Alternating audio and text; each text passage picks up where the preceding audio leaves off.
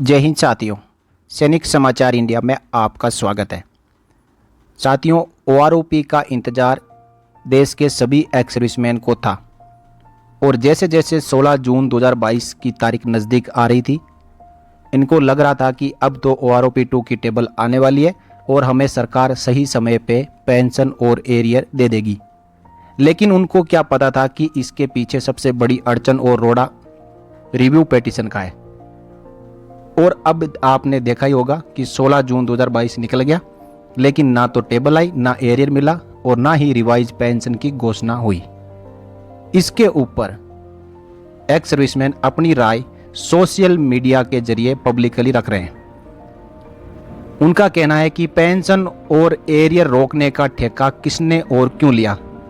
साथियों, पब्लिक को जब लगता है कि कोई ऐसा आदेश है जो उसे सही नहीं लग रहा या उसको अपना लाभ सही नहीं मिल रहा या कोई ऐसी सरकारी योजना है जो उस तक नहीं पहुंच रही है, तो वो अपनी रिट पिटीशन कोर्ट में लगाता है।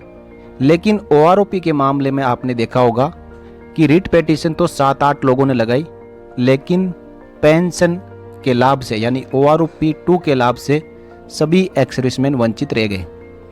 और इसकी जो डेट थी 16 जून 2022, उससे पहले ओआरओपी की रिव्यू पिटीशन डालने के कारण एक बार और फिर वंचित रह गए। इस मामले के ऊपर देश के तमाम एक्स सर्विसमैन अपनी राय सोशल मीडिया के जरिए रख रहे हैं। तो आज मैं इस वीडियो में आपको कुछ एक एक्स सर्विसमैन के जो यूट्यूब में कमेंट और ट्वीट दिखाऊंगा। देखिए, हमारे एक वेटरन MM पंत ने लिखा, जिन लोगों ने बिना पूर्व सैनिकों के सलाह मशवरे किए बिना पिटीशन डाला था, डालने वाले अधिकारी को तुरंत वापस लेना चाहिए। सभी भूतपूर्व सैनिकों को इस पिटीशन का विरोध करना चाहिए। जब सैनिक सेवा में होते थे तब भी इन अधिकारियों से परेशान थे, अब घर आने के बाद भी इन लोगों से अभी भी परेशान है। एकदम करेक्ट बात है साथियों। अगला कमेंट देखिए, यह है राजेंद्रन सिंह, ये भी हमारे वेटरन्स है। इन्होंने लिखा है कि who authorise Major General Satvir Singh to give review petition to Supreme Court. Necessary action may please be taken about to removed from this post. आगे मैं आपको इस कमेंट में पढ़ के नहीं सुना सकता, आपको स्क्रीन पर दिखाई दे रहा है। अगला कमेंट देखिए, ये लिखा है पम्मी राजपूत जी ने। इन्होंने कहा है कि जनरल सतवीर मेरी पेंशन का ठेकेदार कैसे बन गया। ये कमेंट साथियों सैनिक समाचार इंडिया चैनल के यूट्यूब में कमेंट सेक्शन में सतबीर सिंह साहब ने खुद किया है। इन्होंने वीडियो के बारे में लिखा, your facts are not correct with respect to review petition. As per rules review petition is to be filed with in 30 days। Please contact Indian ex serviceman movement headquarter to know more on reasons of filing review petition. साथियों, यहाँ पे ये comment करके बता रहे हैं कि आपको रिव्यू पिटीशन क्यों फाइल की गई है, इसके लिए IESM की हेडक्वार्टर में कांटेक्ट करना चाहिए। साथियों, क्या ये खुद इसके ऊपर कोई प्रेस कॉन्फ्रेंस या नोट जारी नहीं कर सकते ताकि देश के तमाम एक्स सर्विसमैन ये जान पाए कि ऐसे कौन से फैक्ट थे जो इन्होंने रिव्यू पिटीशन में डाले हैं, और सरकार से मांग की है कि उन फैक्ट को क्लोज को OROP के जजमेंट में शामिल किया जाए। सुप्रीम कोर्ट से मांग की है। हमें IESM की हेडक्वार्टर से कांटेक्ट करने की क्या आवश्यकता।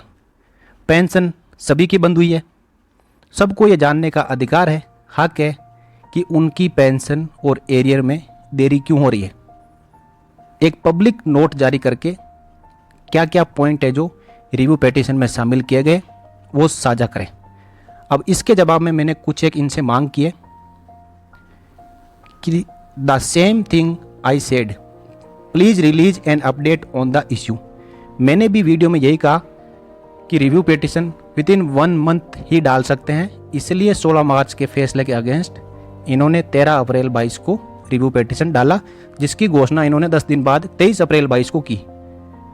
आगे मैंने इनको पूछा है, why so much hindrance if there is no review petition filed the ex serviceman could have raised their voice with government.